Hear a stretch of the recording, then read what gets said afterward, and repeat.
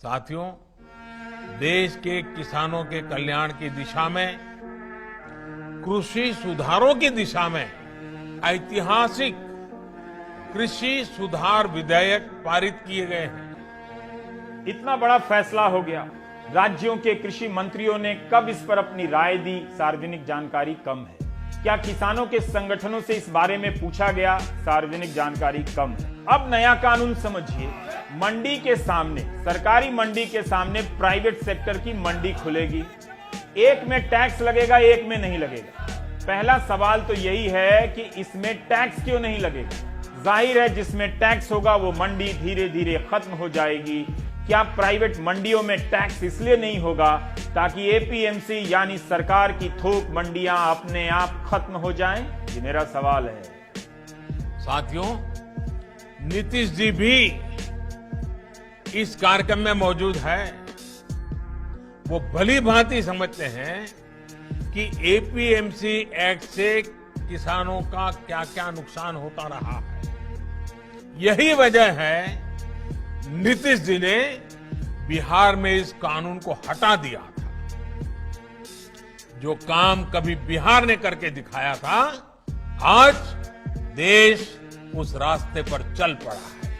2006 में बिहार सरकार ने एपीएमसी एक्ट को हटा दिया था और ये आर्गुमेंट थी कि एपीएमसी एक्ट के हट जाने से जो मोनोपलीज हैं वो टूट जाएंगी, मार्केट इंफ्रास्ट्रक्चर बढ़ेगा, अच्छा होगा, इंटरमीडिएट्स यानी मिडलमैन जो हैं वो हट जाएंगे और इस तरीके से किसानों को ज्यादा इनकम होगी। लेकिन अब 14 साल हो चुके हैं और 14 साल में हमने देखा है कि वो जो मिरेकल हम एक्सपेक्ट कर रहे थे बिहार में वो बिल्कुल नहीं हुआ, बल्कि कोई रेगुलेशन ना होने के करके मंडियों का जो ढांचा था वो बिल्कुल और भी खराब हुआ। और उसके साथ हमने देखा है कि कमीशन एजेंट्स का जो रोल है वो बिहार में बढ़ गया। और अगर ये 14 साल में बिहार ने मंडियां एपीएमसी की नहीं हटाई होती और उनको डेवलप किया होता तो शायद हम देख पाते कि जो बिहार से जो आउट माइग्रेशन हर साल होता है, या अभी हमने जो रिवर्स माइग्रेशन में देखा कि जितने भी लाखों करोड़ों लोग जो वापस गए हैं, पैदल चलकर गए हैं या वैसे किसी तरीके से पहुंचे हैं अपने गांव में, उसमें काफी हद तक जो लोग हैं वो ईस्टर्न यूपी और बिहार की तरफ गए हैं। और वो इसलिए है क्योंकि अगर एग्रीकल्चर, जिसमें कि 80% पॉपुलेशन बिहार की इन्वॉल्व है, अगर वो नहीं अपने विकास देख पाई या नहीं डेवलप कर पाई तो माइग्रेशन ही उनके पास एक कन्वीनियंट एक रास्ता रह जाता है। किसानों के लिए जितना एनडीए शासन में पिछले 6 वर्षों में किया गया है, उतना पहले कभी नहीं किया गया। इसमें तो मैं खुद ही सिस्टम के खिलाफ हूँ। मैं खुद ही मोदी जी से कहना चाहता हूँ, सर हकीकत कह रहा हूँ, बीमा हमारी जेब का जाता है और जब मिलने की नौबत आती तो 100 रुपए, 10 रुपए, 20 रुपए, 50 रुपए मिल रहा है। ये हमारे साथ मजाक हो रहा है। अभी हमने सूचियों में देखा, परेशान है हम सीहोर जिले में तमाम किसान। 5 साल हो गई सोयाबीन की फसल पिटते पिटते। मैं दिल की बात कह दूं, मैं सच्चाई बात बता दूं, लेकिन बीमा कहीं नहीं मिला और जबरदस्ती बीमा। यदि हमारा बीमा दे नहीं सकते तो काटो भी क्यों।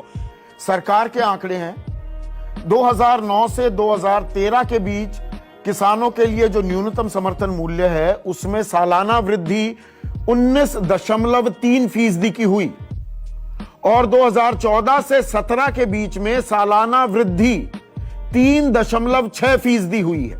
2014-15 में देश की राष्ट्रीय आमदनी में खेती का योगदान 18.2% था, जो 2019-20 में गिरकर 16.5% हो गया। 2016-17 में अधिकतम 6.3% की वृद्धि दर्ज हुई थी, जो 2019-20 में गिरकर 2.8% पर आ गई। ठीक वैसे जैसे सरकार के बजट में एग्रीकल्चर मार्केट के विकास का पैसा चुपचाप आधा हो गया। और हमने देखा है कि 2011-12 और 2017-18 के बीच में एक रिजर्व बैंक ऑफ इंडिया की एक रिपोर्ट कहती है कि भारत में एग्रीकल्चर में जो पब्लिक सेक्टर इन्वेस्टमेंट है वो 0.3 to 0.4% ऑफ द जीडीपी है। यानी कि 50% जिस क्षेत्र में पॉपुलेशन जुड़ी हो, उसमें एंगेज्ड हो, उसको मात्र 0.3 to 0.4% ऑफ जीडीपी में अगर इन्वेस्टमेंट मिलती है तो हम क्या आशा कर सकते हैं। 2022-23 तक किसानों की आमदनी डबल करनी है। इसी के लिए सब हो रहा है। बस कोई यह नहीं बताता कि सरकार इस वक्त कितनी आमदनी मानती है जिससे वो डबल करना चाहती है। लेकिन इसका भी नया डेटा नहीं है कि किसानों की आमदनी कितनी है। अशोक गुलाटी ने लिखा है कि औसत आय बताने का डेटा 2015-16 के बाद आना बंद हो गया। आपकी जेब में 50 रुपए हो और उसे 100 रुपए करने की कोई बात करे तो मान सकते हैं कि बात हो रही है। बाद में कोई यह ना कहे कि हमने तो 5 का 10 करने को कहा था, 50 का 100 नहीं। एक राष्ट्र एक टैक्स, एक राष्ट्र एक बाजार, सब कुछ एक ही राष्ट्रवादी रहेगा, बाकी 2 देशद्रोही घोषित कर दिया जाएगा। 3, 4 या 5 का क्या होगा पता नहीं। इस वीडियो के सामने आने के बाद सवाल तो बनता ही है, अगर हम करें तो करें क्या, बोले तो बोले क्या। मोदी तेरी तानाशाही, ये बॉर्डर कब तक बंद रखेंगे? देश का किसान हिसाब लेगा।